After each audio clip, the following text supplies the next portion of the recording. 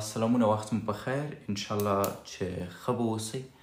د ښکار د اصولو اړوند خبرې کوو او نن بیا هم یو ډېر لنډ بحث لرو، ځکه نیم ساعت باید بحث وکړم تر څو یو بل ځای جلسه ده هغې ته ځان وشم رسوی. په هر حال که چېرته لږ ذره اوږدېږي خیر دی، مشکل نشته. که زه ناوخته هم راشم هغه خلک راته مراعات کوي. زما کمان پسې مه ګرځئ، فقط یو 2-3 ورځې نور مې تحمل کوي د دې کمان سره چې لږ مې ویښتان نور هم ډېر شي، ځکه زه غواړم بیخي مې د ویښتانو سټایل بدل کړمه د هغې د خاطره. بهرحال راځو اصل موضوع ته، د نورو خبرو نه تېرېږو، نور بحثونه بیا وروسته هم کولی شو. یو شی راسره په ژوند کې ومنئ چې ستاسو تر ټولو ستر دښمن تاسو خپله یاست. په انګریزۍ کې یو ډېر مشهوره متل دی، وایي It's always you versus you. همیشه ته د ځان په وړاندې. که ته ځان ته ماته ورنشي کړی، بل څوک تا نشي ماتوی.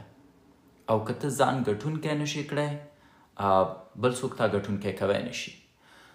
نو ډیری خلک په ژوند کې کیدای شي فکر وکړي چې زه فلان سره رقابت لرم، زه بستان سره رقابت لرم، باید د دې سړي نه مخکې شم، باید د هغې سړي نه وروسته پاتې شم، دا سړی پیسې لري، باید د ده نه ډېرې پیسې ولرم. دا مبارزه غلطه ده. ستا مبارزه ستا د ځان سره ده، یوازې ته د ځان په وړاندې. ځکه که تا ماته ومنله ته مات یې، که تا ومنله چې ته ګټونکی ته ګټونکی. جالبه خبره دا ده، اکثریت هغه خلک چې غریبان دي، کله چې ورته ووایي چې میلیونر به شي ځان پورې خاندي. مونږ او میلیونر کېدل، ځکه خو میلیونر کېږي نه. په کومه ورځ چې ته آینې ته ودرېدې او خپلو سترګو ته دې وکتل او ودې ویلې چې هی زه باید میلیونر شم، او په کومه ورځ چې ته پوه شوې چې ستا د نه میلیونر کېدو اصلي معنی ته په خپله یې، په هغه ورځ ته ګټونکی. او دا سخت کار دی، د دونه اسانه کار نه دی، ځکه زه لګیا یم په دې لاره کې مبارزه کوم، تاسو لګیا یې مبارزه کوئ. اما ګټونکي څوک دي؟ ډېر کم خلک، ځکه د ځان په وړاندې مبارزه کول تر ټولو سخته خبره ده. ته کولی شي په یو بل چا نیوکه وکړې، ته کولی شي یو بل چاته بانې وکړې، ته کولی شي یو بل چاته نصیحت وکړي، ته کولی شي یو بل څوک ووهي، ته کولی شي یو بل څوک اصلاح کړي، ته کولی شي یو بل څوک ډسپلین کړي. اما د ځان اصلاح کول، د ځان ډسپلین کول، دا تر ټولو سخته خبره ده. بنان همیشه تاسو د ځان په مقابل کې یاست. همیشه ستاسو مبارزه د ځان سره ده. یو شکیب دی چې نه غواړي تمرین وکړي، یو شکیب دی چې غواړي تمرین وکړي. که چیرته هغه شکیب چې نه غواړي تمرین وکړي په هغه شکیب زور شو چې غواړي تمرین وکړي، نو تنبل شکیب ګټونکی دی او شکیب نشي کولی یو ځای ته ورسیږي. یو شکیب دی غواړي سهار وختي راپورته شي لمونځ وکړي، یو شکیب دی نه غواړي سهار وختي راپورته شي لمونځ وکړي. که چیرته هغه شکیب چې نه غواړي سهار وختي راپورته شي لمونځ وکړي په هغه شکیب زور شو چې غواړي سهار وختي راپورته شي لمونځ وکړي، د شکیب آخرت خراب شو. یو شکیب دی غواړي پیسه داره شي، یو شکیب دی نه غواړي پیسه داره شي. اوس د تا په لاس کې ده چې کوم شکیب باید ګټونکی، ته کوم شکیب ته تسلیمیږي.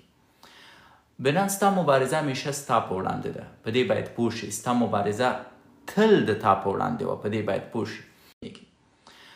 بنان ستا مبارزه همیشه ستا په وړاندې ده، په دې باید پوه شي. ستا مبارزه تل د تا په وړاندې وه، په دې باید پوه شي. او زه ورته دلیل لرم، ځکه مې ویلی چې نه دې خفه کېږي. هغه زموږ یو ملګری دی، دا ما نه یې نوم د یاده ووته، د افغانستان بیرغ چې په خپل مخ وهي او همیشه د کرکټ لوبو ته ورځي، کرکټ لوبغاړي تشویق کوي. یا بله ورځ لایف راغلی ویلي چې خلک ماته وایي ته قوم پرسته یې، تا د خوږیاڼیوالو دغه کړي، پشتیباني کړي. نو ما ورته ولیکل چې حتما دې کړي، ځکه تا که شک نشته، ځکه د خوږیاڼو خلک په سور نه دي. او ولې په سور نه دي؟ دوی عجیب و غریب خلک دي. زه د خوږیاڼو د خلکو سره مینه هم لرم، ترېنه ډارېږم هم. یوازیني چا نه چې ډارېږم د خوږیاڼو خلک دي، ځکه زه خپله خوږیاڼیوال یم او وینم چې چندان خلک نه دي. یو مثال به یې درته درکړم.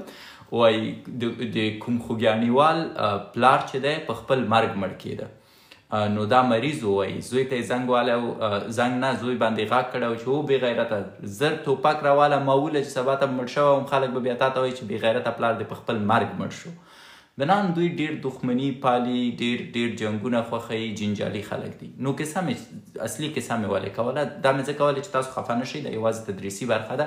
زه خپله د خوږیاڼو یم. د خلقیانو په وخت کې مجاهدینو په وخت ناوخت په خوږیاڼو کې چې دی جنګونه کول، نو دلته ځینې خلقیان و چې دوی به په مجاهدینو باندې ظلمونه کول. یو ورځ داسې راغله چې د خلقیانو سره د روسانو چې د مکمل ټانګونه او توپ مطلب اسکران راغله په خوږیاڼو باندې حمله وکړه. چې کله یې په خوږیاڼو باندې حمله وکړه د خوږیاڼو ډېرې سیمې ونیولې. په خوږیاڼو کې مجاهدین مجبوره شوه چې د جنګ ساحې ته لاړ شي. اوس د دوی ښځې او ماشومان د جنګ نه راتښتېدلي وه د خوږیاڼو ولسوالۍ ته. په وزیرو کې جنګ دی د خلقیانو او د روسانو او د مجاهدینو. د مجاهدینو ښځې راپورته شوي دي د خوږیاڼو ولسوالۍ ته او د ما پلار دلته د خلقیانو سره دی.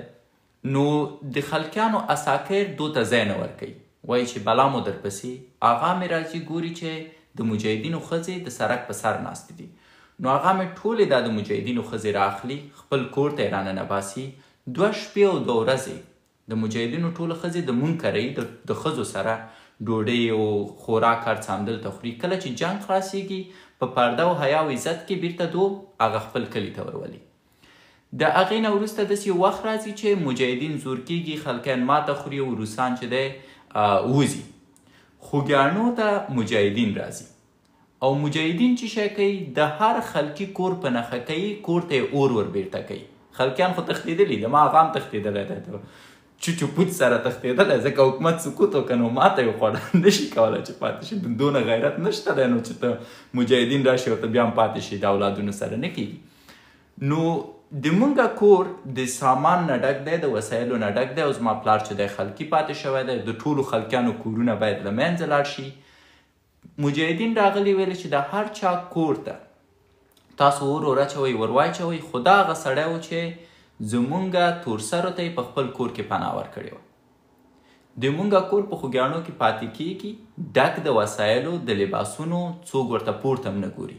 د هغې نه وروسته مې هغه خبرېږي، هغه مې بیرته د کابل نه ځي خوږیاڼو ته او په طبیعت چې دی مونږه په خوږیاڼو کې ژوند کوو. نو زه چې کله وایم ته د ځان په وړاندې معنا دا ده چې که چیرته ته په جنګ کې هم اوسې، که چیرته ته دښمني هم پالې او په دې دښمنۍ کې هغه د انسانیت لیول ته پام وکړي، بیا هم تا ته څوک ضرر نشي رسوی. یعنی دښمن به دې کور ته اور نه اچي. ولې؟ چون ته د ځان په وړاندې وي. ځکه هغه د مجاهدینو کومې ښځې چې وې هغه مې ورته د خویندو په سترګه کتل او هېڅوک نه غواړي چې خپله خور د سړک په سر وګوري. او د دې یوې مرستې دپاره چون د ما پلار د مجاهدینو میرمنو ته د خور په سترګه وکتل، ځکه زما د پلار کور محفوظه پاتې شو او مجاهدینو ورته د ورور په سترګه وکتل. نو ځکه مې دا مثال تاسو ته درکړ. که تاسو سره ښه کیږي، که تاسو سره بد کیږي، د دې دپاره دی چې تاسو به په خپله ښه کړي. که بد کیږي د دې دپاره دی چې تاسو به په خپله بد کړي. که تاسو ګټونکي کیږئ د دې دپاره به چې خپله مو غوښتي ګټونکي اوسئ. که تاسو بایلونکي کیږئ شاید د دې دپاره چې ستاسو کړنې د بایلونکي دي. بنان it's you versus you. همیشه ته د ځان په وړاندې. اوس چې کله ته د ځان په وړاندې په کار ده چې دلته چون د تاسو ټول فوکس په دې ده چې څنګه دا بحث د مالي اړخ هم چې دی وڅېړو تر څو تاسو پوه شئ چې په ژوند کې د مالي اړخ نه څنګه پرېکړې وکړئ. ښه راځو بحث خیر د مالي اړخ نه کوو، د تاسو د غوښتنې په اساس. اوس دا ته یې چې تصمیم نیسې پیسې پیدا کړي، دا ته یې چې تصمیم نیسې پیسې پیدا نه کړي، دا تا پورې اړه لري. اما 3 سټپه ما په خپل ژوند کې زده کړي. زه فکر کوم ما ته یې نتیجه راکړې او زه ضمانت نه درکوم چې تاسو ته نتیجه درکړي، ځکه مالي همیشه پیچلی اړخ دی.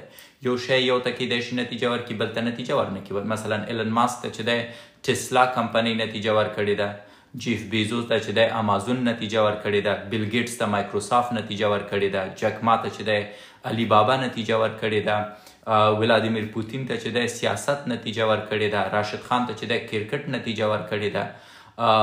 د هر چا دپاره مختلفې برخې دي او بزنس داسې نه دی چې یو فرمول ولري چې کوم ماته نتیجه راکړي هغه حتما تاته نتیجه درکړي. ولې 3 شیان دي، 3 اصول دي، 3 اصله دي چې که چېرته تاسو غواړئ پیسه داره شئ، زما په نظر دا هر چاته نتیجه ورکوي. او که چېرته دا در سره یاداشت کړئ، د یو ورور، د یو کوچني ورور نصیحت دی تاسو ته، زه فکر کوم کولی شي ستاسو په ژوند کې ډېر پراخ بدلون راولي او د تاسو ژوند لکه په مطلق شکل بدلولی شي. لومړنۍ خبره چې زه تاسو ته کوی شم هغه زما یو رولز دي. فرض وکړه ته په بدو شرایطو کې او ته غواړې خپل شرایط بدل کړي. لومړنی اصول د ما دپاره دا دي pick anything for free. هر هغه څه چې مفت ستا په مخه کې دي هغه واخله، ته استفاده وکړه. دا باید ستاسو د ژوند لومړی اصل وي که چېرته غواړئ بریالی شئ. یو مثال در کوم. زه چې کله دلته راغلم د یو مسافر په توګه ما غوښتل چې ځان چلنج کړم. د ما هر څه پاتې و په افغانستان کې، کلینیک مې پاتې په افغانستان کې، د مقوي خوړو فابریکه مې پاتې په افغانستان کې، د سیمساري کاسمیټکس مې پاتې په افغانستان کې، ځمکې مې په افغانستان کې پاتې دي. زه او شاید په دې باور ونه کوي، زه چې کله دلته راغلم د $15 سره راغلم او ما ویلې چې زه وګورم چې څه کیږي، آیا زه کولی شم خپل ژوند د صفر نه شروع کړم. او د حکومت ما سره مرسته صفر وه، ځکه حکومت ما سره مرسته په مطلق شکل نه کوله. په داسې شرایطو کې چې څه وشول، لومړنی کار چې ما وکړه pick anything for free. هر هغه څه چې تا ته مفت درکول کیږي اول هغه راواخله. زه لاړم مثلا یو کور ته چې ظاهرا ښه کور نه و، یو کوچلو اتاق و، بټ مفت و. I said I will settle down. د دې په ځای چې لاړ شم یو لوکس هوټل کې پیسې ورکړم، ولې په مفت کور کې ونه اوسم. د هغې نه وروسته مې وکتل چې آیا حکومت ما سره مرسته کوی شي که نه، زما خپلوان. سو لومړۍ برخه دا وه چې هر هغه څه چې ما سره وه هغه ما چې مفت وه هغه ما واخیسته. دا لومړۍ برخه وه، ځکه ته غواړې ریټریټ شي، ته غواړې هر څه د صفر نه شروع کړي. پس لومړی ته باید د هغه مرستې ته ښه راغلاست ووایي کومه چې ته یې اخیستلی شي. فرض وکړو یو ځوان دی په فرانسه کې دی، دا اوس نوی راغلی فرانسې ته، یا بیکاره دی یا غواړي خپل ژوند جوړ کړي. لومړی دې وګوري چې دا څه لاسته راوړی شي په مفتو کې، د هغې نه دې استفاده وکړي. دومه برخه چې ده، دومه برخه خپلو مهارتونو نه باید استفاده وکړي تر څو په پښو ودرېږي. دا اوس ډېره زیاته مهمه خبره ده. د خپلو مهارتونو نه د استفادې خبره ځکه کوم چې یوازینی په بدو شرایطو کې یوازینی شی چې ستاسو په درد خوري هغه ستاسو مهارتونه دي. فرض وکړه زموږ یو ملګری راغلی دی د افغانستان نه دلته خارج ته، او اوس چې دی وایي حکومت راته مثلا پیسې راکوي، خو زه نه غواړم په افغانستان کې زه مثلا نانوای وم، زه نه غواړم اوس دلته نانوای اوسم، یا زه په سپیشل فورس کې وم، زه نه غواړم دلته په سپیشل فورس کې اوسم. یوازینی شی چې تا ته تر ټولو زر نتیجه درکوی شي هغه شی دی چې ته پکې مهارت لري. صحیح ده؟ مثلا ته راځې 10 کاله د بوکس کړی دی او اوس غواړي پهلواني شروع کړي، نو تر څو چې ته په یو تکړه پهلوان بدلیږي هغه وخت نیسي. پس اوس که ته ښه بوکسر یې، لومړی د بوکس لوبې کوه تر څو په بوکس کې مشهوره شي، په عین حالت کې پهلواني هم زده کوه تر څو څومره چې ته په بوکس کې ماهره یې هغومره ماهره شي په پهلوانۍ کې. بنان ته باید راشي هغه برخې ته په کوم برخه کې چې مهارت لري. او زما په امریکا کې یو ملګری دی وایي چې زه مثلا نه غواړم دغه وکړم، سپیشل فورس کې و، دلته راغلی دی وایي زه نه غواړم بیرته په پولیسو کې یو شم یا بیرته نظامي برخې ته لاړ شم، رنګمالي کوم. 6 میاشتې رنګمالي وکړه، اخر یې زړه م ترې تور شو. هغه چاته چې رنګمالي کوله هغه هم ترې نه راضي نه و، دی هم راضي نه و، او خبره خرابه شوه. ما ته ویلې اوس څه وکړم؟ ما ورته ویلې ما خو درته ویلي وه په کوم شي کې چې مهارت لري هغې شي ته شروع وکړه. لاړه د امریکا پولیسو ته یې اپلای وکړله، اوس په پولیسو کې دی ښه لوکس معاش ورکوي. زه راغلم دلته مثلا زه یو ډاکټر وم، زما تر ټولو ډېر زده طبابت و. زما لومړی کار دا و چې زه باید په طبابت کې شروع وکړم. هو وروسته زما نیت دا دی چې زه پولیس شم، یعنې زه نه غواړم طبابت دلته په کاناډا کې دوامداره مخته یوسم، ځکه زه فکر کوم باید سیاست ته مخه کړم، نو غواړم د پولیسۍ نه یې شروع کړم. اوس زه به دلته په طبي برخه کې تر هغې کار کوم تر څو آماده کېږم دې ته چې یو پولیس اوسم. صحیح ده؟ سو لومړی pick anything which is free، هر هغه څه چې مفتی هغه واخله تر څو ته ریټریټ شي. دوم، کوم مهارت چې لرې د هغې نه استفاده وکړه تر څو وشي کولی دفتن ځان ته یو څه وکړي. دریمه مرحله کې به دې ته بیا خپلو خوبونو ته کار کوي. په دریمه مرحله کې ځکه اوس ته ریټریټ شوی، اوس ته هغه کوم مهارت چې لرې د هغې نه یو حاصل اخلي او اوس ته وخت لري تر څو فکر وکړي چې بیا ځلي څه وکړي، په کوم شکل یې وکړي او په کوم انداز یې وکړي. ځکه تر څو چې ستا ماغزه ارامه نه وي ته سوچ نشي کوی، تر څو چې ستا ماغزه ارامه نه وي ته فکر نشي کوی. بنان د ما دپاره دغه درې شیانو ډېره زیاته نتیجه ورکړې همیشه هر ځای کې. او زما په ژوند کې چې دی دا تر ټولو مهمه برخه وه. زه یو مثال درته درکوم. ما غوښتل ځمکه واخلم او په دې ځمکه کې کلینیک جوړ کړم. نو لومړی اصل د ما دا و چې وګورم تر ټولو ارزانه ځمکه چیرته پیدا کوی شم او وګورم چې زه د چا نه قرض اخیستی شم تر څو د قرض په پیسو باندې ځمکه واخلم، خپلې پیسې مې په بانک کې پاتې شي. اوس که تاسو اوسئ او ځمکه اخلئ نو لومړی به تاسو دا وایئ چې زه خو پیسې نه لرم. زه پیسې لرم، غواړم ځمکه واخلم، پکې کلینیک جوړ کړم. زما لومړی فکر دا و چې زه باید څه وکم چې ارزانه ځمکه پیدا کړم. دوهم، د چا نه قرض وکم چې دا ځمکه په قرض واخلم، په قرض یې جوړه کړم، پرته د دې چې زما د بانک نه کومه روپۍ مصرف شي. نو ما څه وکړه؟ یو ځای ولټوه، بل ځای ولټوه، د الکوزي د شرکت تر شا مې چې دی یوه ځمکه پیدا کړه او دا مې ولیده چې تر ټولو ارزانه ځمکه ده نسبت نورو ځمکو ته. کوالم یې چې کړه، هر څه مې چې کړه، ښه په څو روپۍ ده؟ بسفی چې دی په 15 لکه وه او دا 4 بسفي ځمکه وه، تقریبا 20 لکه روپۍ کېدی. ما ویلې ډېر ښه، زه د چا نه پیسې اخیستی شم؟ آغا نه مې که وغواړم شاید یو 2 لکه راکړي، ماماګانو نه مې څنګه، کاکاګانو نه مې څنګه، یو ته زنګ وهه. ولې؟ چون لومړی اصل دا دی pick anything which is for free. هر هغه څه چې وړیا دي او تا ته چې دی مخ ته درځي لومړی ته باید هغه راواخلې. خو زنګونه وشوه، یو 10 لکه روپۍ ما آماده کړې، د خپلوانو نه په قرض واخیستې، 10 لکه مې خپلې پکې واچولې. د هغې نه وروسته مې چې دی په دې ځمکه باندې سرمایه ګزاري وکړه. اوس مې ځمکه واخیسته، باید په دې ځمکه کې ما وداني کړې وه، په دې ځمکه کې مې باید آبادي کړې وه. دې ځمکې دیوالونه وه زاړه وه، د دې ځمکې سنګکارۍ وې، تیږې وې، زړې وې، غټې تیږې پکې پرتې وې. نو ما کولی شو چې نوې تیږې راوړم، اما pick anything which is for free. لومړی ما هغه دیوالونه چې وران کړه، کومې خښتې چې په درد خوړل کېدې او ماتې شوې نه وې هغه مې جدا کړې، کومې تیږې چې د سنګکارۍ وې هغه مې جدا کړې، کومې غټې تیږې چې وې هغه مې میده کړې. نو زما تقریبا بیرته راته یو نوی دیوال په هماغه زړو سنګکاریو او خښتو باندې وشو. So pick anything for free.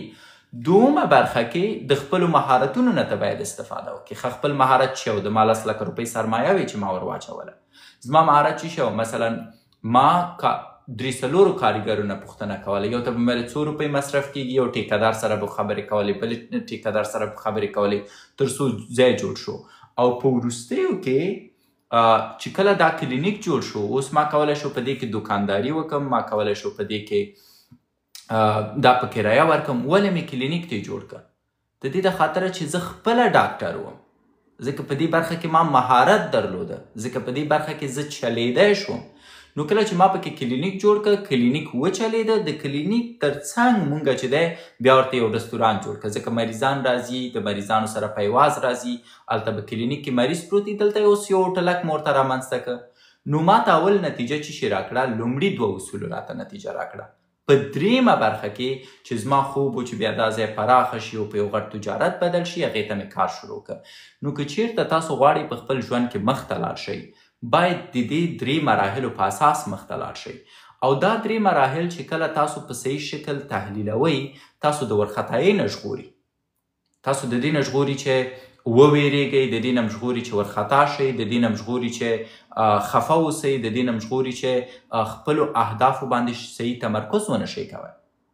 بنان دغه اوس هر یو ستاسو چې دا نن ناست یې زما غږ اورئ، هر یو ستاسو دغه اوس کولی شئ خپل ژوند په عادي شکل مخ ته یوسئ، که چیرته عاید ولرئ که چیرته ونه لرئ. ځکه یو څوک به چې تاسو سره اوسي، یو څوک به چې تاسو ته لاس درکړي، یو څوک به چې تاسو سره مرسته وکړي. پس که چیرته تاسو دومره وخت لرئ چې فکر وکئ او یو څوک شته دی چې تاسو حمایت کړي، نو دوهم پړاو کې باید تاسو چی وکئ؟ د خپل مهارت نه استفاده وکئ. یوازینی شي چې زه مخالف یم هغه په ځان فشار راوستل دي، ځکه ژوند ډیر تیز روان دی او ژوند هغه وخت خوندور دی چې ته تر ډیره حده پورې په نورو حساب وکړي، نور په تا حساب وکړي. مطلب ژوند په راشه او درشه باندې جوړ دی. کله به ته راځې، کله به زه درځم. ژوند په دې جوړ دی چې د یو بل سره سړی مشوره وکړي، د یو بل سره خبرې وکړي، په یو بل باندې حساب وکړي او یو بل ته چې دی داسې شي لکه غر، لکه ستنه. مونږ کله خرابیږو هغه وخت چې ځانځاني فکر شروع شي. مثلا زه د ځان په اړه فکر وکړم، ته د ځان په اړه فکر وکړي، بیا نه د تا نه چې جوړیږي نه د ما نه چې جوړیږي. بنان ما معمولا هغه خلک لیدلي چې میلیونر شوي دي چې داسې ورونه یې چې په یو بل حساب کوي. معمولا زه یو مثال درکوم، معمولا هغه ورونه یو ځای ته رسېدلي تر ټولو ډېر زیات پیسه داره شوي دي چې یو ورور ویلی چې سړیه زما خو وظیفه شته ده، ته بیغمه کینه، چرت مه وهه، سوچ مه کوه، خپلو خوبونو ته ځان ورسوه. اوس دا دوم ورور وایي واو زما ورور شته دی، هغه وظیفه لري، هغه مسؤلیتونه په غاړه اخلي، زما دپاره چې پکار دی خپلو خوبونو ته باید ځان ورسوم. او کله چې د ده دا مغزه ارامه شي، په ده باندې دا فشار نور نه وي چې رښتیا په ما باندې نور مصیبت نشته، په ما باندې نوره ستونزه نشته، نو دا هغه وخت کولی شي په اساسي شکل باندې تمرکز وکړي، هغه وخت کولی شي په اساسي شکل باندې فکر وکړي. زموږ چې دی یو ځوان به ډېرې غټې هیلې لري، ډېرې سترې هیلې به لري. موږ دغه وخت او فرصت نه ورکوو تر څو هغه خپلو هیلو ته فکر وکړي او هغه عملي کړي. ځکه هغه بیچاره ایرانی چې زه باید داسې یو کار وکړم چې دغه ته نتیجه ورکړي، او کله چې ته نتیجې پسې ګرځې هغه شی نتیجه نه ورکوي. همیشه ژوند همداسې دی. کله چې ته وایي چې دغه شی باید نتیجه راکړي هغه نتیجه نه درکوي، کله چې ته وایي چې دغه شی نتیجه نه ورکوي هغه نتیجه درکوي. سو ته باید دوامداره هڅې وکړي، دوامداره تلاش وکړي تر څو یو داسې څه پیدا کړي چې هغه تا ته نتیجه درکړي، په شرط د دې چې د تا په سر باندې فشار نه وي، په شرط د دې چې تا په سر باندې یو چا توفنچه نه وي نیولې چې زر کوه ولې نه کېږي، ته بیا هسې نتیجه تاسې نشئ کولی چېرته ورسېږي. ځینې وخت زه دا خبرې کوم زما مورکۍ اوري بیا ډېر زیات بد تاثیر ورباندې کوي. زه وایم په افغانستان کې چې څومره ځوانان دي د دې د خاطره ناکامه دي، د دې د خاطره د پردیو مزدور دي چې د دوی میندې او پلرونه چندان نه دي. بیا مورکۍ په غوسه کېږي. یو ځوان دی غواړي فکر وکړي، تمرکز وکړي چې یو ځای ته ورسېږي، خپل خوب سم کړي. مور یې ورته وایي چې د تا نه لکه چې جوړ نه شو، نه ته خو کوم ځای ته نه رسېږي، تا خو تر اوسه پورې وظیفه پیدا نه کړه، ولعلم چې تا نه چې جوړ شي. اوس دا خبرې د هغه په مغز کې داسې دي لکه سوساید اټاک، لکه انتحاري. اوس هغه سړی چې کله دا خبرې اوري د فشار لاندې راځي، کله چې د فشار لاندې راغی پرمختګ نشي کولی. زه داسې ځوانان پیژنم چې په دفتر کې وه، وظیفه یې لرله، خو کله به م چې کور ته تله مثلا مورکۍ به ورته دا به بولالې غږولې چې ولا غریبي زښته ډېره شوې، ښه دی چې ته وظیفه لرې، که دا وظیفه دې نه وه خو نو موږ خو به د سړک په سر ناست وو. اوس دا ځوان که چېرته په دفتر کې مختم تلی شو نور نشي تلی، ځکه ویره لري چې ښه دا خو مور وایي چې خلک د سړک په سر کېنېږي، خدای که دا وظیفه د لاسه ورکړم زه خو تباه یم. او کله چې ته ډار ولرې، ته نشي کوی مدیر سره سترګې په سترګې شي، ته نشي کوی خپل حق وغواړې، ته نشي کوی په یو کمپنۍ کې مخ ته لاړ شي. زما په ژوند کې د ما د پرمختګ اساسي دلیل زما پلار و.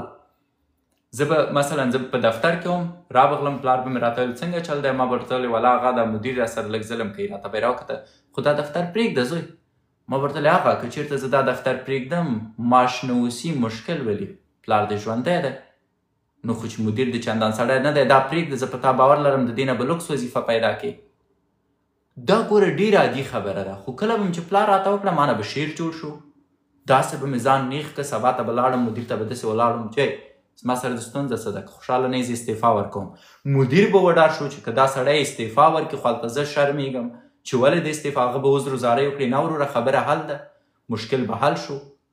رابغلم هغه ته به مې ویلې والا دفتر کې مې بیخي کارونه تکراري شوي، ما ته به ویلې چې زوی هر ځای کې چې اوبه ډنډ شي ګنده کېږي. 2 کاله دې په یو پوسټ کې کار کړی خو نورې پرېږده. که چېرته بل پوسټ نه درکوي استعفا ورکوي او بل ځای ته لاړ شه. زه به لاړم سبا ته مدیر ته نیغ کېناستم چې سړیه که ما یو بل ځای ته لیږي چې پورته یې ښه دی که نه زه استعفا ورکوم. بنان هر څه ستا د کورنۍ اړوند دي. که ستا کورنۍ تا حمایت کي، که ستا ښځه ته حمایت کي، که ستا پلار ته حمایت کي، که ستا مور ته حمایت کي، که ستا ورونه ته حمایت کي، که ستا خویندې ته حمایت کي، دومره درته ووایي چې سړیه د کار په کیسه کې مه اوسېږه. لاړ شه څه دی چې په خوښه یې پیچورت ووهه هغه کار وکړه. مونږ یو، خدای مهربانه دی، رب روزي رسان دی. هیڅ بل شی درته نه وایي. دومره درته وایي چې سړیه اندېښنه مه کوه، خدای روزي رسان دی. څه دی چې په نصیب کې هغه در رسیږي. که هره مور خپل اولاد ته دغه 2 جملې ووایي د هغه اولاد کولی شي په مطلق شکل خپل ژوند بدل کړي. د هغه اولاد کولی شي په مطلق شکل خپلو خوبونو او خیالونو ته ورسیږي. زموږ داسې نه دی. ورور راته وایي څنګه شو وظیفه نه پیدا کیږي. پلار راته وایي ته بېکاره یې. مور راته وایي لکه چې تا نه چې نه جوړیږي. خو دا خو ځوان تباه کوي. دا د ځوان ذهن له منځه وړي.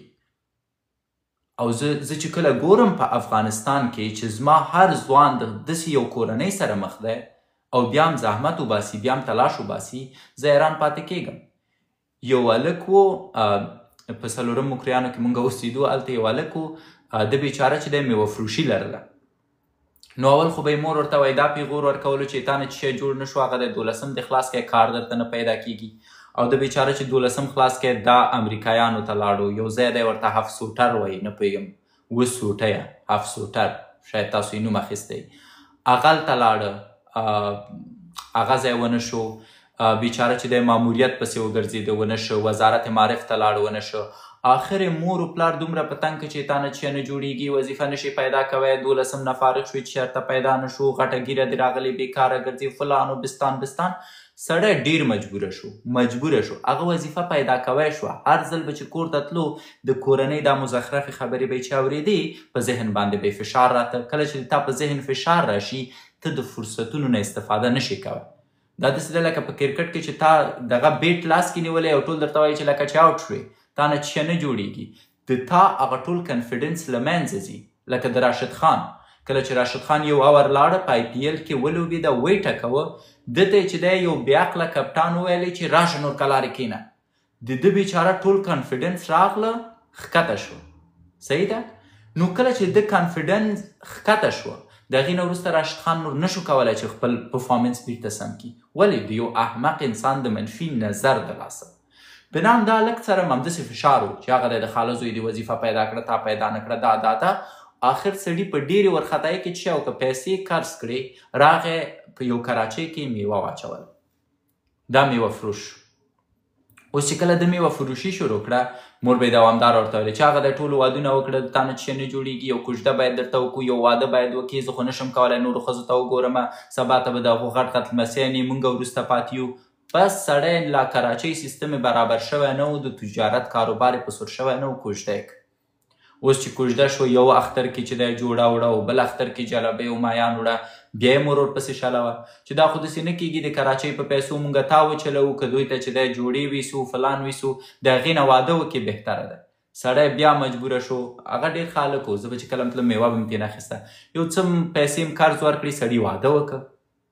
اوس چې سړي واده وکړه اوس یې مور پلار ورته ویلې چې دا خو د ټولو خلکو لمسیان دي، د تا لمسیان نشته. خلک به وایي چې د تخنیکي ستونزه لري، ولې د لمسیان مې نه کېږي، ولې فلان. سړي زوی راوړ. کله چې سړي زوی راوړ اوس یې مور ورته شروع وکړه چې د واده قرضونه دې د ما په سر دي، د زوی پمپر ته دې پیسې نشته، د زوی شیدو ته دې پیسې نشته، په دې کراچۍ ولاکه شل کې. سړی نور د فشار لاندې راغی چې رښتیا د واده په قرض کې ګیر یم، د اولاد شیدې مې نشم ورته اخیستلی، سیریلاک نشم ورته اخیستی، پمپر ورته نشم اخیستی، د ښځې مسؤلیت مې صحیح نشم ادا کوی، کورنۍ ته چې د خپل مسؤلیت صحیح نشم ادا کوی. په یو سهار راجګېږو، چغې دي، ژړا ده، هغې طرف ته د دوی خامه کورونه دي. ورغلو څه خبره ده، هلک په خپله کوټه کې ځان وژنه کړې. د چا د لاسه؟ مسؤل څوک دی؟ مور او پلار. بنان دا ډیره زیاته مهمه ده. 2 لارې دي موږ سره هلکانو. یوه لار دا ده چې زموږ مور و پلار او زموږ کورنۍ پوه شي چې کله د تا بده ورځ ده، یو خبره ده وایي کله چې ستا بده ورځ وي ګیدړ هم بیا درته غورېږي. نو کورنۍ باید په دې پوه شي چې کله ستا بده ورځ وي هغو باید تا حمایه کړي. کله چې ستا بده ورځ وي هغوی باید نور هم ډاډګیرنه درکړي. کله چې ستا بده ورځ وي هغوی نور هم باید مینه درکړي. ځکه ته هیڅکله په ښه ورځ کې د چا مینې ته ضرورت نه لرې. په ښه ورځ کې د چا سپورټ ته ضرورت نه لري. هغه معنا نه لري چې تا ښه ورځ وي، تا سره په میلیونهاو ډالري پیسې، بیا یو څوک راشي درته احترام و قدر وکړي. هغه قدر خو هر څوک کوي په پیسه دارۍ کې.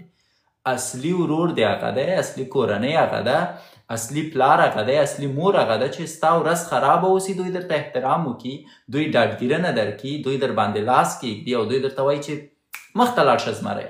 په هر چا بده ورځ راځي، په چا نه راځي.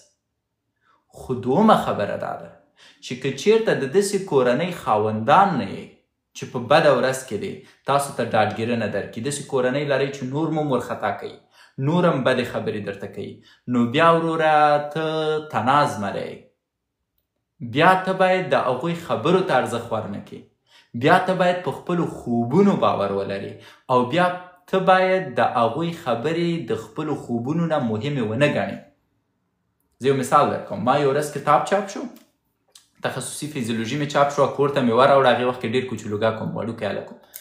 ما کور ته وراوړه، مور ته مې ویل دا زما کتاب چاپ شو. داسې راوکته وایي 100 روپۍ پکې پاتې کېږي. ما کتاب معنوي ارزښت لري، ایستی خطا کوی نو په ما اوس که ما دا خبره جدي نیولې وای، په هغه ورځ زه دومره مایوسه کېدم چې بیا به مې په عمر کې کتاب نه ولیکلی، که مې جدي دا خبره نیولې وای. ما مور ته وکتل کیسه کې هم نشم لاړم، که لارې کېناستم خپل کمپیوټر کې مې هېڅ د دې خبرې مې اصلا مې ارزښت ورنکړ. 2 ساعته وروسته مې مور راغله وویلې زوی لکه چې ما چې شی ویلې در باندې بد ولګېده. ما نه مورې، وایي نه زه صحیح نه پوهېږم چې کتاب چاپېدل یعنې څه، اما زه در باندې افتخار کوم. بېرته مې زړه راښه شو. نو که چېرته ستا کورنۍ داسې وي چې تا نه حمایه کوي، خوشبختانه زما کورنۍ داسې وه چې همیشه یې په بدو حالتونو کې حمایه کړی او دا ښه خبره ده. اما بدبختانه اکثریت کورنۍ په افغانستان کې داسې دي چې په بدو وختونو کې خپل اولادونه نه حمایه کوي. نو تاسو ته یو شی پکار دی د اګنورنس منیجمنټ په نوم، یا د نادیده نیولو منیجمنټ په نوم. نادیده نیولو منیجمنټ چې شی دی، فکر وکړه لکه ګلزمان چې سندرې وایي، د خلکو منفي خبرو پسې مه ګرځه، د خلکو منفي خبرو ته ارزښت مه ورکوه. فکر کوه لکه ګلزمان چې سندرې وایي. ځکه کوم خلک چې تا ته منفي نظر درکوي هغه خلک دي چې په خپل ژوند کې اصلا مثبت مخ ته نه ځي. یو مثال درکوم. ما یو ورځ یو چا ته توهین کړی و، هغه سړي ته مې اجړا ویلي و. نیمایي خلکو به چې دی د هغه په سر ما سره جنګونه کول، بد کومنټونه. دغه کوم څوک واضح به مثال درکړم، مثلا ما شاید انور ته غیر مستقیم اجرا ویلي، دا په اکثریتو اجراګانو باندې بده لګېدلې. اوس شاید انور بیچاره غلی ناست دی، څه نه وایي. هغه کومو اجراګانو چې دا ویډیو اورېدلې هغو ته یې زور ورکړی، هغو کلک کومنټونه شروع کړي دي چې دا څنګه کېږي، تا دا ولې ویلي، ته به دا څنګه کوې، او شاید ښه وکړه چې ته بیا به کړې. هغوی په دې په غوسه نه دي چې ما شاید بیا به کړی که شاید زه بیا به کړی. هغوی په دې په غوسه دي چې شکیب اجړا ته توهین کړی او دا اجړا خو زه یم. نو زه درته وایم چې دا ما بله ورځ ولې د ملګرو مې راته ویلې وایي هر هغه چا چې تا د شاید انور په سر ویډیو کړي او هغو خفه شوي دي، بیرته یې کومنټ کړی، کله چې موږ پروفایل وینو اجړاګان دي. یعنی د شاید انور نه چې چا دفاع کړي او څوک چې د ما په ضد کومنټ کوي د دې د خاطره چې د شاید انور دفاع وکړي اجړا دی. اوس یې زور ورکړی چې شکیب ولې اجړا یاد کړی، خو جنګ یې شاید انور سو ولې ما ته توهین کړی. نو اوس دو بیچارهګانو ته که زه جدي وګورم، که دا خلک جدي ونیسم، نو خو په دې معنا شوه چې زه داسې یو انسان ته ارزښت ورکوم چې هغه اصلا د ما د لیول نه دی. مطلب جنګ د ما د شاید سره دی او ما پکې بیا به کړی اجړا دی او اجړا ته یې زور ورکړی او اجړا اوس غواړي ما ته یو څه ووایي چې زور راکړي. او که چیرته زه د اجړا خبرو ته ارزښت ورکم، مانه شاید انور پاتې دی، زه خو بیا هغه سره رقابت نشم کوی. او که چیرته اجړا نادیده نیسم، نو اجړا ته خو زور ورکوي. نو اوس اجړا به څه وایي؟ اجړا به یا د شاید انور نه دفاع کوي، اجړا به یا ماته وایي چې غیبت کوي، اجړا به یا ماته وایي چې مطلب یو شی به وایي، اما داسې نشي ویلی مستقیم بیچاره سړي ستا ویډیو په ما ځکه بده لګېدلې چې تا اجړا ته توهین کړی او زه اجړا یم. تا ولې ماته توهین کړی؟ د شاهد انور دا داسې دی لکه د ما او د شاهد انور چې جنګي او یو اجړا ولاړي چې وګوري چې څوک ګټي، او زه د شاهد انور په ځای تړق څپېړه اجړا ته ورکړم، نو دا بیچاره وایي جنګ د شاهد انور سره څپېړه دې ماته راکړه، نو خود به مخ درد کوي، خود به ماته کنځلې کوي. بنان دا اصول زده کوي. اګنور منیجمنت ډېر زیات مهم دی په ژوند کې او دې ته باید متوجه اوسئ.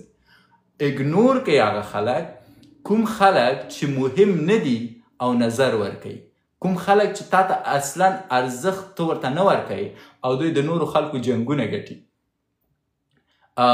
او دا تخنیکونه زده کوي. لطفا کوم چې تاسو په ژوند کې دا تخنیکونه زده کوي، د ډیرو خلکو زړونه بدولی شي او د ډیرو خلکو نه مخکې کیدی شي، ځکه د موږ سره په ژوند کې عجیب و غریبې لوبې کیږي.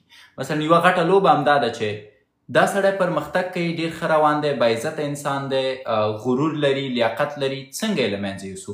راځه کنځلې ورته وکړه. اوس دلته فرض وکړه یو ډله لنډغر دي، یو نفر راځي تا ته کنځلې کوي او دا لنډغر وایي ته یې بیا کړې یاله چې فلان شو. په کنځلو کولو څوک هغه څوک بیابېږي څوک چې کنځلې کوي. کله چې ته د دوه نفرو سره جنګ کوي، صحیح ده، دوه نفره په رنګ کې دي او دواړه بوکسر دي، اوس ته بوکس واری او هغه چې دی چیغې وایي درته کنځلې کوي، ښایي دلته ګټونکی څوک دی؟ هغه څوک ګټونکی دی چې بوکس واری، نه هغه څوک چې کنځلې کوي. یو دوه نفره ناست دي دلیل وایي، یو نفر یو پیره د خبرو په منځ کې جګېږي، چیغې وایي، کنځلې کوي. ښایي دلته ګټونکی او برحقه څوک دی؟ هغه څوک ګټونکی او برحقه دی چې دلیل وایي او غلی ناست دی ورور. بنان 3 خبرې بیا درته کوم او دا په یاد ولرئ. اوله خبره مې وکړه چې ستاسو جنګ تل ستاسو د ځان په وړاندې دی. پوه شئ چې تاسو باید د ځان نه ګټونکي شئ، نه د خلکو نه. مثلا زه دلته راځم، په ماته ډېر کومنټونه کیږي، 90 سلنه خلک مینه راکوي، 10 سلنه خلک کیدای شي کنځلې راته وکړي. فرض وکړئ که چېرته ماته دلته 99 سلنه خلک کنځلې وکړي او 1% راته مینه راکړي، زه بیا هم خپل کار ته دوام ورکوم. او که 99% خلک مینه راکړي، 1% راته کنځلې وکړي، بیا هم خپل کار ته دوام ورکوم. او که نه څوک مینه راکړي، نه څوک راته کنځلې وکړي، بیا هم خپل کار ته دوام ورکوم. دې ته وایي اګنورنس منیجمنت. تاسو باید زده کوئ چې د تاسو جنګ د تاسو په وړاندې دی. زه دلته نه یم راغلی چې تاسو ته ځان نیک معرفي کړم، زه دلته نه یم راغلی چې تاسو ته وښایم زه ډېر ښه سړی یم، زه دلته نه یم راغلی چې تاسو ته وښایم زه ډېر پوه سړی یم. زه دلته راغلی یم چې ځان ته ثابته کړم چې ما یو څه زده کړي، دا زما مسؤلیت دی چې نورو ته ور انتقال کړم. دا زما مسؤلیت دی چې ما یو شی زده کړی، هغه بیرته تاسو ته در انتقال کړم. او که زه دا کار نه کوم، هلته چې دی ویل کېږي عالم بې عمل زنبورې بې اثر. کوم انسان چې په یو شي پوهیږي او بل چاته هغه نه انتقالوي، رب به د قیامت په ورځ ترې پوښتنه کوي. ځکه رب چې کله تا ته یو څه درښیي، په اصل کې په تا باندې یو مهرباني کوي، یو نعمت درکوي. څومره خلک چې دی دومره خوش نصیبه دي چې لاړ شي پوهنتون ووایي، څومره خلک دومره خوش نصیبه دي چې لاړ شي مکتب ووایي، څومره خلک دومره خوش نصیبه دي چې مور و پلار اجازه ورکړي چې د پوهنتون نه فارغه شي. ډېر کم خلک. بنان که چېرته تا ته خدای زمینه د دې مسایلوي چې 12 کاله درس ووایې، 7 کاله چې دی طب ووایې، 4 کاله تخصص وکړې، د څه شي دپاره؟ د دې دپاره چې کښېنې او ټوله ورځ پیسو ته فکر وکړې؟ نه وروره، خدای پاک ته ټاکلی یې، د دې د خاطر یې ټاکلی چې ته خپل پیام نورو ته انتقال کړی شي. بنان ته باید خپل پیام نورو ته انتقال کړي. او کله چې ته په دې نیت باندې راځي، هیڅوک ستا معنی کیدی نشي، ځکه ستا نیت دا نه دی چې مشهوره شي، ستا نیت دا نه دی چې خلکو ته ځان وښایي، ستا نیت دا نه دی چې خلک دې تشویق کړي، ستا نیت دا دی چې ځان خدای ته ثابت کړي او وایي چې هی شکې ته یو مسؤلیت لرې، دا مسؤلیت باید ادا کړي. اوس چې څومره خلک راځي تا ته معنی کیږي، تا ته مشکل جوړوي، هغه وایي ستړي کیږي، په خپله ځي، بله ورځ دې مینوال کیږي. اکثریت خلکو ماته کنځلې کړي، په سبا مینوال شوي، نن راباندې دومره کلک ولاړ دي لکه زما ورونه. بنان ماته ځینې وخت خندا راځي. مثلا یو نفر ما سره بحث کوي، وایي چې ډاکټر عباس ته خو به دوام ورکړو، خو دلته ماته خلک کومنټونه کوي، زه یو ځل دته جواب ورکړم. ولې ورور؟ ته راغلی چې خلکو ته وښایي چې ته ښه انسان یې، او کوم خلک چې په دې نیت راځي چې تاسو ته وښایي چې ښه سړی دی. کوم خلک چې په دې نیت راځي چې تاسو ته وښایي چې په تاسو دردیږي هغه اوس خلک پیژني ځکه په ظاهره شکل ښکاري هغوی یو خبره که داسې درته کوي چې ته په ژوند کې ترې یو څه زده کوې 10 خبرې نور د ځان صفت کوي کوم چې معنا نه لري.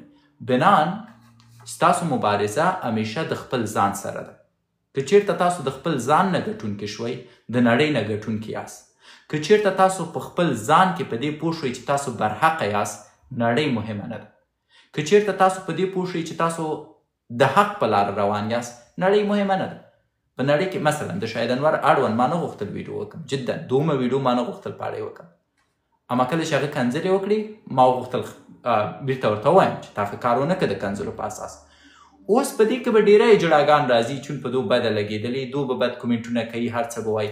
ما ته ځکه مهمه نه ده چې آیا زه د ځان سره په دې پوهېږم چې برحقه یم که نه. د اسلامي اړخ نه زه برحقه یم که نه. د اخلاقي اړخ نه زه برحقه یم که نه. د پښتونولۍ د اړخ نه زه برحقه یم که نه. ځکه ما مې خپله ښځه سرتورې نه ده راویستې ورسره مې ویډیوګانې نه دي جوړې کړي ځکه ما خلکو ته کنځلې نه دي کړي. ما خپلو مینهوالو ته په اردو ژبه هغه الفاظ نه دي کار کړي چې او ولې د شاهد انور ولې زه وایم چې اکثرت مینهوالې جړاګان دي په تاسو بده ونه لګېږي. اما دا یو مثال درته درکوم ځکه اکثره خلک باید په دې پوه شي چې د شاهد انور ولې اکثریت مینهوال زه وایم چې جړاګان دي. شاهد انور په خپله راځي وایي چې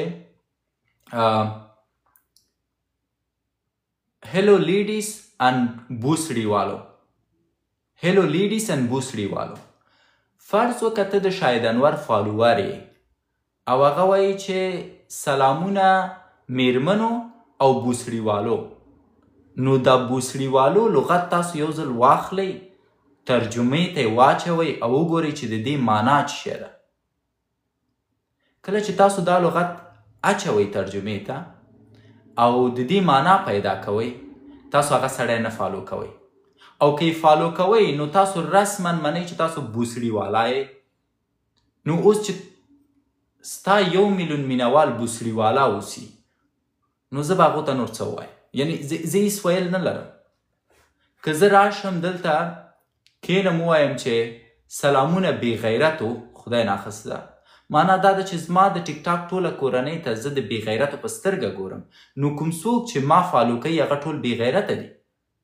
نو که شاهد انور بار بار تا ته وایي بوسړي والو بوسړي والو او ته د هغه نه دفاع کوي نو خو زه د شاهد انور سره همنظره یم. زه درته وایم چې بوسړي والو دلته مه راځئ بوسړي والو ته لاړ شئ ځکه زه نه پوهېږم بوسړي والو څه معنا او زه د تاسو نه هیله کوم که چیرته د شاهد انور فین یاست یو ځل لاړ شئ بوسړي والو سرچ کوي.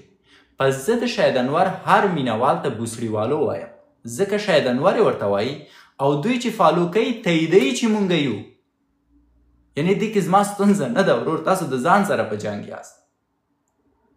تاسو یو نفر تاسو ته وایي بوسړي والو او تاسو هغه تاییدوئ It's up to you. بنان اکثریت د هغه مینهوال اجړاګان دي او دا ځکه دی چې دوی په خپله تاییدوي. دا اوس څه شی دی دا هغه څه دي چې ته خلک په وش راولې. دا یو تکتیک دی چې ته خلکو ته وایې چې ورور مې ته چیرته ځې څه اورې او څوک یې. په هر حال زه بیرته اصلي خبرې ته راځم. دا پیام مې یوازې د هغه مینهوالو ته و چې خفه نه شي ځکه ډېری دلته راځي او زړونه یې ډک دي دا بحث کوي. ما یو بل ملګری ورته جوړ کړی و زه فکر کوم شاید ونه غوښتل دا موضوع نوره غټه کړي کنی ما ملنګ جان ورته چې دی دغه کوه ورسره مې خبرې کولې ځکه زه پوهېږم چې په جنګ کې چې کله ته ګورې چې یو انسان په داسې یو لیول غږېږي چې ته هغې لیول ته تلی نه شي ته به ورته داسې یو نفر ګورې چې د هغه د لیول او ملنګ جان کولی شو چې هغه سره بیا دغه په لیول خبرې وکړي. په هر حال کوم چې زما ښه ملګری دی خبره مې دا کوله چې ستاسو همیشه مبارزه د ځان سره ده. تل د ځان دپاره ګټونکي اوسئ او تل چې دی که ته ځان نه خوشحاله یې او مطمئن چې خدای درنه راضي دی د بل هیڅ چا په کیسه کې مه اوسېږه. دومره خبره مې دا کوله چې کله په بدو شرایطو کې اوسي وګوره چې چار اطراف ته دی مفت څه شی دی وګوره چار اطراف ته دی فری څه شی دی کوم اپرچونیټیز دي د هغې نه استفاده وکړه. زه یو مثال درکړم په دې کې زه دا اوس اوسنیو وختو کې د یو کال دپاره آمادګي نیسم خپل طبابت ته یو کال دپاره بېکاره یم او دلته زه خبر شوم چې په 6 میاشتو کې په کاناډا کې د مکتب شهادتنامه درکوي. نو ما ویل چې 1 کال ته بیکاره یې ولې مکتب ته نه ځي، ولې شهادتنامه نه اخلي؟ سو دټس فری پک. دومه خبره دا ده چې کوم استعداد لري د هغې نه استفاده وکړه تر څو نتیجه ورکړي. زما استعداد چې شی دی، زه چې کله دلته راغلم ډاکټر وم، صحیح ده، زما به طبابت اوس نه خوښېږي، اما چون زه په هغې کې ماهره یم او هغه ماته نتیجه راکوی شي، نو اولنی کار مې په هغې باندې شروع کړی. او درېیمه خبره چې تر ټولو مهمه وه دا ده چې کله دې چې بیا هغه کار نتیجه ورکړه، د هغې نه وروسته خپلو خوبو ته کار وکړه. موږ په افغانستان کې معمولا څه کوو، 2 لومړی سټپه پرېږدو، سیده ځو خپلو خوبو ته کار کوو، او کله م چې خوبونه نتیجه ورنکړي په شدت سره چې دی مایوسه کیږو، او دا مایوسي بیا داسې یو حالت ته رسیږي چې ټول خلک کولی شي مشکل جوړ کړي، یا ټول خلک کولی شي چې یو شکل تا ته داسې یو انرژي درکړي چې هغه ستا خوښه نه شي. په هر حال زه نور خبرو ته څه نه لرم. ما ویلې چې زما به 9 ساعت وروسته جلسه یي، دغه اوس هم 20 دقیقې ما ناوخته کړی دی، نو زه به د تاسو نه اجازه وغواړم.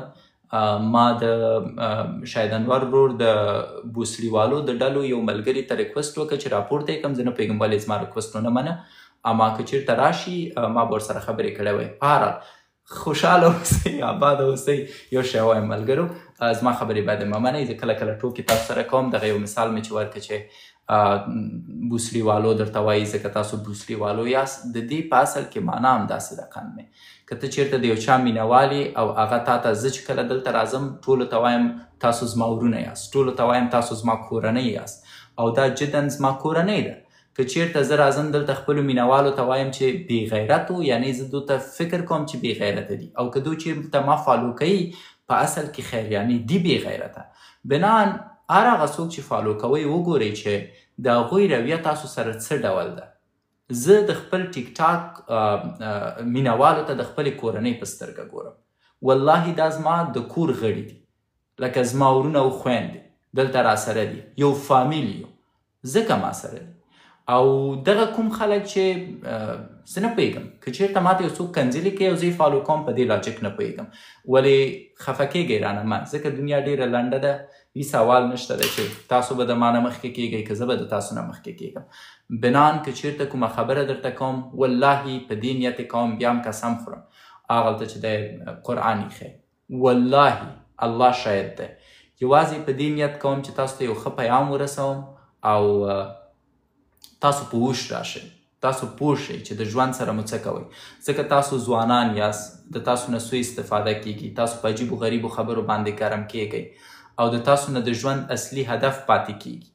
او اکثریت مو چې دا کارونه کوئ، لکه د شاید رور پسې یاست یا د ورته نورو ډمان فالو کوئ، اکثریت مو مجرده یاست. لا مو وادونه نه دي کړي، لا مو د ښځې مسؤلیت نه دی لیدلی، لا مو د اولادونو مسؤلیت نه دی لیدلی، شاید ورونه مو چې د مور و پلار مسؤلیت یې په غاړه اخیستی، لا تر اوسه پورې د مور و پلار د مسؤلیت نه خبر نه یاست. ژوند ډېر خطرناک دی، ژوند ډېر وران دی، ډېرې عجیب و غریبې څپېړې درته درکوی شي. که چېرته ځان آماده نه کوي، بیا مو ژوند چې دی ډېر سخت په عذابوي. پس لطفا ورونو، یعنې زه عذر درته کوم، فکر وکئ زه غلط، فکر وکئ تاسو په حقه، فکر وکئ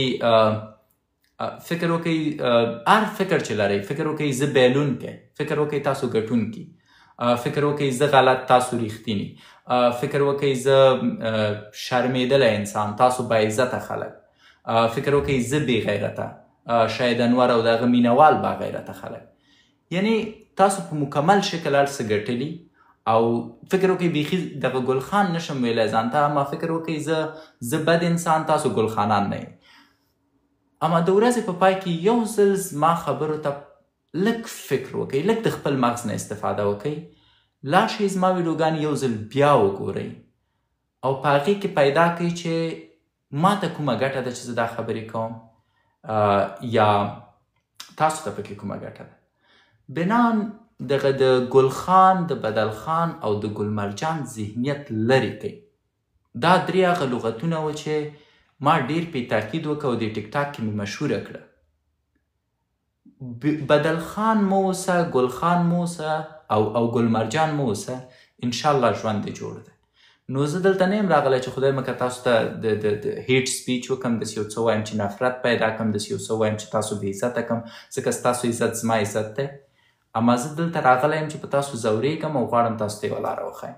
والله ټول نیت همدا دی. یو دعا کوو الله تعالی دې مونږ ټول هدایت کړي، الله تعالی دې د مونږ ایمانونه ځواکمن کړي، الله تعالی دې زمونږ په وجود کې رښتینی غیرت پیدا کړي، الله تعالی دې مونږ دومره د عزت مرتبې ته ورسوي چې د خلکو بې عزتي او د ځان بې عزتي راته ګرانه تمام شي او په هغې ویاړ ونه کړو. الله تعالی دې مونږ ته د شهادت مرګ را په نصیب کړي. الله تعالی دې د مونږ قبرونه روښانه، پراخه او د مارو لړم نه چې دی ډېر لرې ولري. الله تعالی دې د خپل حکمت، د خپل ثروت خزانې د مونږ په مخ پرانیسي. الله تعالی دې د مونږ د کورنۍ عزت خوندي ساتي. الله تعالی دې د مونږ عزت خوندي وساتي. الله تعالی دې مال راکړي، ثروت دې راکړي، خو د عزت او د اسلام په چوکاټ کې دې راکړي. که چېرته د ما مال او ثروت د دې لامل کېږي چې زه خپل عزت و ایمان و پښتونولي وبایلمه، نو بیا دې الله تعالی هېڅ نه راکوي. الله تعالی دې په مونږ ورحمیږي. الله تعالی دې زمونږ زړونه روښانه کړي. په پای کې باید یو شی ووایم، هغه ملګري چې په ټیک ټاک کې زه سبسکرایب کړی یم او د ښکار خپرونې سره رسما یو ځای شوي دي، انشاءالله د راتلونکو ورځو په منځ کې به د وګوري چې مونږ د مالی برخې ټریننګ عملا د سبسکرایب په برخه کې شروع کوو او دو د آهسته آهسته خپل آمادګي نیسي چې خپل کوچني تجارتونه شروع کړي. ځکه په لومړیو کې مونږ ورزشي برخه شروع کړه، اما آهسته آهسته مونږ دا برنامه چې دی سختوو او آهسته آهسته تاسو راویښوو. پس که چېرته غواړئ چې د پردیو مزدوریو نه بېغمه شئ او د پردیو د نوکریو زنځیرونه له منځه یوسئ، کولی شئ مونږ سره په ښکار کې ګډون وکئ. ټیک ټاک ته زما لاړ شئ، همدغه ټیک ټاک ته په پروفایل کې سبسکرایبر دی، مونږ سبسکرایب کئ او د هغې نه وروسته کوم موضوعات چې مطرح کیږي هغه یاداشت کئ او عملي کئ. تر بیا مو الله عمل خوشحاله اوسئ. زه در نه ځمه، که نه ما تاسو هم راخیستی، در سره مې خبرې کولې، وبخئ چې مو نشو کولی راوام خلم. 2:30 بجې زما یو ځای کې ناسته ده، اوس 2:50 دي. نو بل ځل انشاءالله اول تاسو راخلم، تاسو سره خبرې کوم.